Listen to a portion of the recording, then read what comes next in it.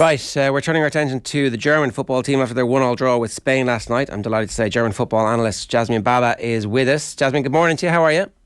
Yeah, I'm all good after last night. How are you guys doing? Yeah, I thought that maybe Germany were going out of the World Cup for half an hour. I mean, not out, obviously, with the way results have gone. They're still alive, but the quality of their performances hasn't quite been what we would have expected from a German side at a World Cup so far. What's your assessment of where they are? I think it's still in very much the transition phase from Jogi Löw's side. I think we've seen that with the amount of changes Hansi Flick keeps on making to especially his back four. And also the amount of youngsters coming into the side, first World Cups, or just general youth players like the likes of Jamal Musiala, Yusuf Mokoku, Nicholas Fullkrüg, obviously 29, made the headlines last night, but this is his World Cup. This is his first World Cup and only his third German senior national team game. Obviously, with 2 goals now in those 3 games. So still in that transition phase, still not very consistent. Obviously, they've only had 1 win in their last couple across tournaments, the Nations League, friendlies, and the World Cup. So yes, all different, all changing, and quite uncertain around the German national team. Where does the responsibility of Hansi Flick lie with it's either great management to allow yourself to be open to a player in form, scoring goals and throwing him into your team, or it's like not quite understanding what the available resources were? I think it's a bit of both. It's quite obvious that this is a very different tournament to all teams. No one has really looked outstanding except for the likes of maybe Brazil. And because of the timing of the World Cup, we are seeing so many more injuries. We would have probably seen the likes of Timo Werner and Lucas Nemecha being picked in the striker roles for this Germany team. Even Leroy Sané has been injured and it's only came in for a short time last night. So, I mean, it's a bit of both. We can talk about the attacking side all day and how there isn't as much quality in other countries as there is in Germany up front and what Germany need. But there's also a discussion to be had in the terms of defence in centre-back. The fact that Schlotterbeck has not really been informed but got chosen, especially to start against Japan. The likes of who's going to be at right-back, because Süle didn't look quite up to the job against Japan, looked better as a centre-back last night, but instead Thilo Kehrer, who is also a centre-back, filled out for right-back last night. So it's not particularly who's on form, but it's also who carries the big name, who plays at Dortmund or Bayern Munich, that maybe should not also play. And also Hansi Flick's kind of tactics into the role has not really changed from his Bayern days either. So it gives a lot to look at and see where the weaknesses are. So for instance, whenever he plays Kimmich and Goretzka together, and this has been a tell from his Bayern days, that they tend to be a little bit more weak at counterattacks and defending those counterattacks. And we saw that against Japan. It was a strange one, Jasmine, because I guess the problem against Japan was they couldn't take any of the many chances that they created. And then last night, they just couldn't really create chances until the goal. Like, is this experiment of Thomas Muller through the middle, is Hansi Flick quite ready to dump that if it's not working? It didn't seem to work last night, for example. Honestly, I can't say for sure. I think people have realised that Thomas Muller as a number 9 hasn't really worked. It worked in the sense last night that they wanted him to press, and to press Spain last night was their main goal, to disrupt their play, to make sure they couldn't have the possession or do much with the possession that they normally have and could do, as seen against Costa Rica. So in terms of that works very well, and Thomas Muller is good at that. But the thing was when you press, is when you win the ball, you're supposed to do something with it. And the selection last night especially showed that the players that they put on couldn't quickly transition from a ball win into a goal scoring opportunity.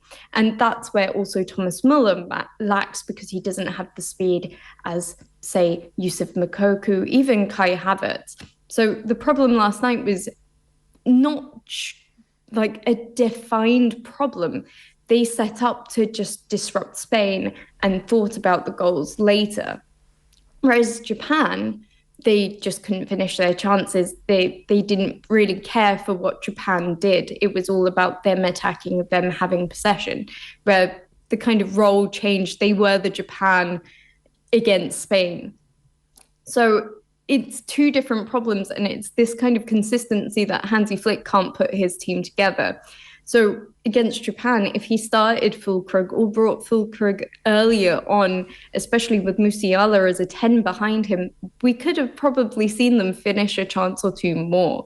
Instead, he took off Gundogan for Goretzka, so he made that balance of the team weaker, and then didn't have the same attacking prowess that he did in the late stages last night. His substitutions last night were a little bit more effective. They were needed to put on someone like Fullkrüg, but of course at that time it was a bit too late. They could have maybe scored a second. We saw Musiala take that shot instead of give it back to Fullkrüg just before the actual goal. So these are the kind of tactical problems that Hansi Flick hasn't seemed to iron out, which we can all see.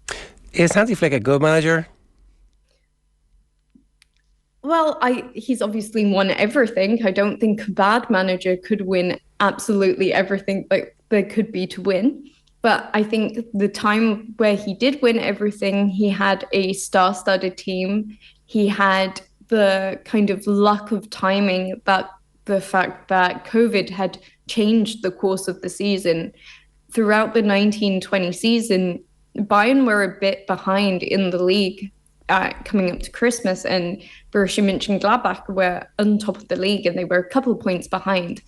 And there was 5 teams still in the title race coming up to February. And it was only until that COVID break had affected everything, only Bayern managed to sustain their form from before to go on and win the title. And then obviously the Champions League had completely changed that summer. And we had that fantastic game in Bayern versus Barcelona, where it seemed like both defenses had just not shown up. And I think those kind of things had kind of basically made a reputation for Flick to being a lot better than his actual substance is, because on the last year of Hansi Flick's Bayern, they weren't as good. Tactically, they weren't as good as other teams. The gap between Dortmund, how they played, and in terms of goals and conceding goals, were a lot closer. And this is what he's bringing into the Germany team. So he obviously has loads of experience under Jogi Löw. He was the assistant coach of the German national team from 2006 up to 2014. And I think there's a slight fear that some of his methods are maybe not updated enough to actually bring this German team out of the transition period that they're currently in. You mentioned Jamal Musiala and like, what a player. Like, you forget that he's only 19 years of age. Such quick feet, just really exciting when he gets on the ball. And I'm sure there's a lot of pressure on his shoulders within Germany because he's such a talent, but he really adds so much to that German team. He is absolutely wonderful. And the surprising thing about Musiala is that he has not stopped since last year. I remember talking about him last year and wondering why he isn't talked about more. But he is Bayern's top scorer at the moment, and really he's not only helping the German national team, he's helping Bayern Munich be where they are at the moment. So he's a wonderful talent. He makes decisions light years beyond his age. The way that he can just set up and lay off balls to absolutely anyone, especially while being pressurized by other players and in tight spaces, is, again, magical and world-class. Having seen the results go their way in the last 24 hours, what's the level of confidence like amongst the German supporters at this stage? It's a lot better, but the Germans are very good at keeping their feet grounded well onto the floor. They're not taking anything for granted. They know that Costa Rica will be very hard to crack down on, especially with their win against Japan. They basically set up shop and just worked on counterattacks, which is what Germany kind of suffered with against Japan. So despite there being optimism, you know, they are very, very cautious about this last match. But they are all in agreement about one thing, and everyone wants to see Niklas Fullkrüg start. So yeah, he's really grabbed all the headlines for Germany this tournament. Has he kind of papered over the cracks of Timo Werner's absence? Because I guess heading into the World Cup, you're thinking that's a man who's missing, who can score goals and has that bit of experience. But Fullkrüg, I guess, has kind of papered over that to some extent. I guess it's kind of hard to say if it's papered over the cracks. They're two different problems and they're two different players. So Timo Werner would have definitely helped if they were working those quick transitions more. But there has been a problem with scoring goals with Timo Werner in the side as well. So that kind of box present striker that they've needed to finish off many of the draws that they had in the Nations League leading up to this tournament has been with Timo Werner involved, and they probably would have found a solution in the Nations League if they had chosen Fullkrüg to start for them, because they hold up loads of possession where Timo Werner works in with space in depth a lot more. So he likes to collect the ball and run, whereas Niklas Fullkrüg can receive the ball in the box and he knows how to read the box a lot better. So that's why we see kind of the positions he was in last night, the kind of goal scoring he was in last night. If anything, this actually shows up Germany's problem of where they are and what they need in that team, especially if they plan to be a team with a lot more possession, especially against weaker sides such as I rate Japan. I think they're quite a good team with possession, and there's obviously Europa League winners and Europa League players and Champions League players in that team. But against Germany, against Japan, Germany is expected to have more of the possession. Sure. And when they are the team with possession, you will need a striker a bit like Fullkrüg to hold up the ball and be a plan B, especially when you want crosses into the box when a team defends quite low back. You want to have a plan B with crosses high and low and have that box presence. And when you're working it in with the ball, you want a striker like him, to lay off balls into the box as well. Yeah, last question for you then. Where do you think Germany go out of the World Cup? But knowing everything you know about it and the possibility that they could go out on Thursday night, kick off at 7 o'clock against Costa Rica, it's unlikely. But how far do you think this team is going to get? Well, if you asked me before the tournament, I would have probably said quarterfinals, but the loss of Japan makes me really, really cautious. I cannot predict it at all.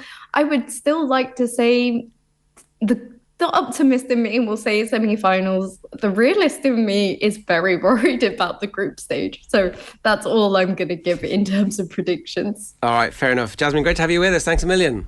Thank you. That's Jasmine Baba there, a German football analyst, and you can follow her on Twitter and on Instagram as well.